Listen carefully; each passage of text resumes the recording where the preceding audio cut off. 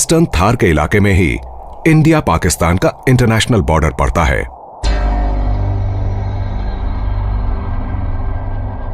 घुसपैठियों से बचने के लिए इंडिया ने बॉर्डर पर फेंसिंग की हुई है। राजस्थान में जिसकी लंबाई लगभग 1000 किलोमीटर तक है।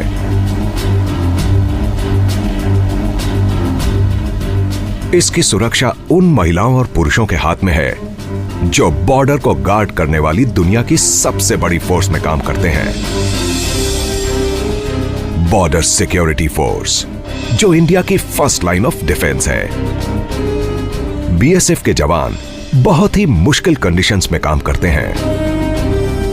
गर्मी के आते ही यहां हालात और चैलेंजिंग हो जाते हैं और इन चैलेंजेस का सामना वो उन तरीकों से करते हैं जो पिछले हजारों सालों से नहीं बदले। दुनिया में सिर्फ बीएसएफ के पास ही कैमल माउंटेड कैवलरी रेजिमेंट है। ऊंट पर सवार इन सोल्जर्स के साथ शानदार हिस्ट्री जुड़ी हुई है, जिन्होंने अलाइड आर्मीज के साथ दोनों वर्ल्ड वॉर्स में हिस्सा लिया था। यह देखना अपने आप में कमाल है कि बीएसएफ बॉर्डर आउटपोस्ट्स में इन ऊंटों की जगह कितनी अहम है। लगभग 6 करोड़ साल से भी पहले ऊंटों के एंसेस्टर्स का साइज खरगोश के बराबर हुआ करता था। आज ये इवॉल्व होकर विशाल जानवर बन चुका है, जो लगभग 8 फीट लंबा और 700 किलो वजनी हो सकता है। और इस एवोल्यूशन के दौरान इसमें इतने ज्यादा फिजियोलॉजिकल चेंजेस आए हैं कि ये एक्सट्रीम हीट में भी काफी लंबे समय तक बिना पानी के सरवाइव कर जाता है, जैसे इसे खासकर रेगिस्तान के लिए ही बनाया गया हो। कुछ ही मिनटों के अंदर ऊंट 200 लीटर से भी ज्यादा पानी पी सकता है।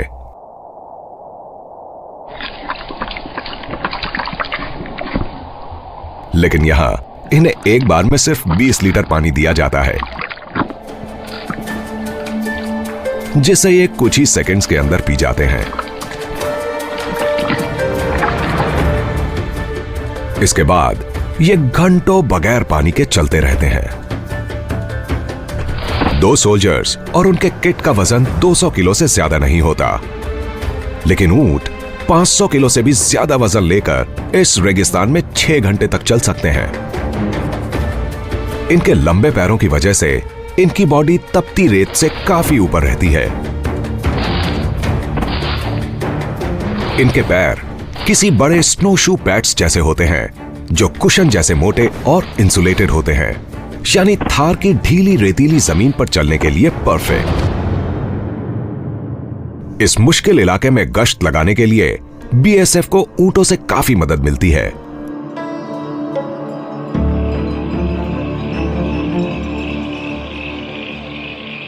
बॉर्डर की सुरक्षा दिन रात का काम है। नाइट पेट्रोल्स में फेंस और उसके आसपास के इलाकों पर नजर रखी जाती है। इन सोल्जर्स के पास ऐसे डिवाइसेस हैं जिनसे ये रात के अंधेरे में भी देख सकते हैं। लेकिन आज रात कोई घुसपैठिया नहीं दिख रहा, सिर्फ थार रेगिस्तान के कुछ जानवरों की हलचल नजर आ रही है।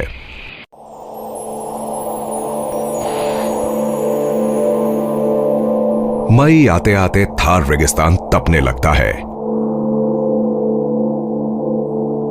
तापमान का 50 डिग्री सेल्सियस से ऊपर जाना बड़ी आम बात है, लेकिन यह तापमान धूप नहीं, छांव में रिकॉर्ड किए गए हैं। सूरज के नीचे खुले इलाके में बात कुछ और ही होती है। रेगिस्तान की सतह से जैसे आग निकलती है। कुछ जानवर इससे बचने के लिए जमीन के नीचे यानी अंडरग्राउंड चले जाते हैं। अंडरग्राउंड रहने वाले जीव रेत के टीलों के बजाय सख्त जमीन के नीचे रहते हैं। वो खाने की तलाश में तब बाहर आते हैं जब तापमान कम होता है, यानी सुबह या शाम को। एक डेजर्ट जर्ड बाहर आ रहा है। जर्बिल के करीबी रिश्तेदार ये जर्ड शिकारी पक्षियों के लिए परफेक्ट शिकार होते हैं। ये अपने आसपास की सुरक्षा को लेकर बहुत सतर्क रहते हैं और खतरा महसूस होने पर पानी पीने भी नहीं निकलते। इन्हें अपनी जरूरत के हिसाब से सारा मॉइस्चर उन प्लांट्स से मिल जाता है जिन्हें ये खाते हैं।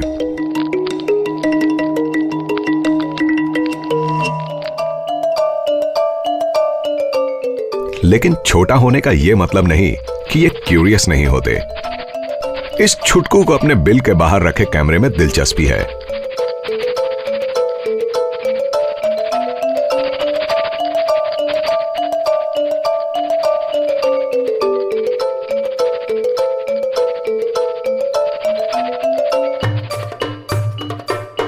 जल्दी से एक जांच पड़ताल। जाहिर है ये मॉडर्न टेक्नोलॉजी से इंप्रेस नहीं हुआ।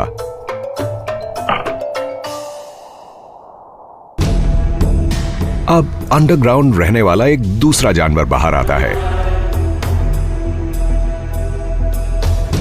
Spiny tail lizard. ये डायनासोर्स के टाइम से एग्जिस्ट करते हैं।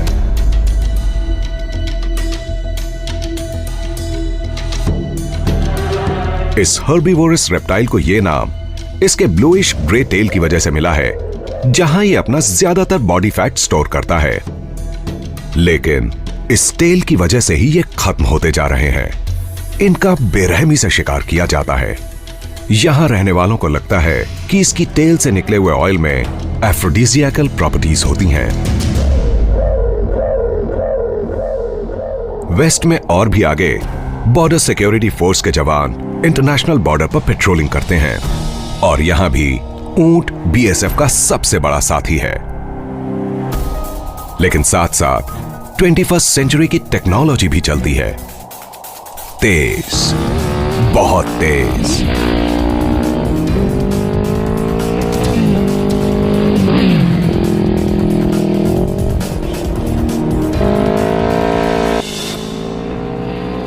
थार रेगिस्तान में फैले हुए इंडिया पाकिस्तान बॉर्डर के ज्यादातर हिस्से में सिर्फ रेत है।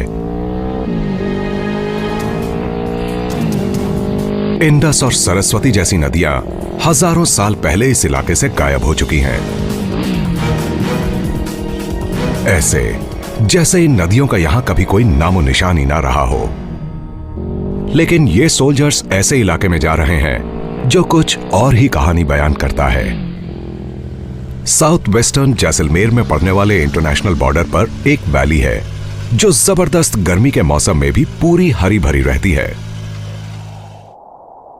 रेत के इन टीलों के बीच यह हरियाली पानी की मौजूदगी की तरफ इशारा कर रही है।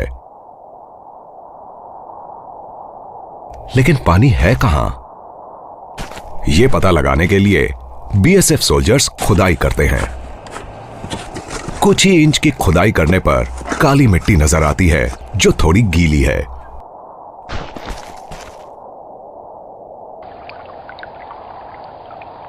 सिर्फ 2 फीट नीचे पानी मिल जाता है।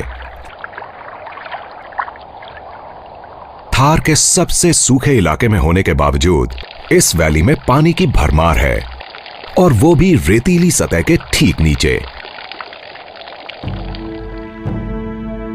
यहां के लोगों का मानना है कि यह गायब हो चुकी नदियों में से एक है, समय की रेत में दब चुकी नदी।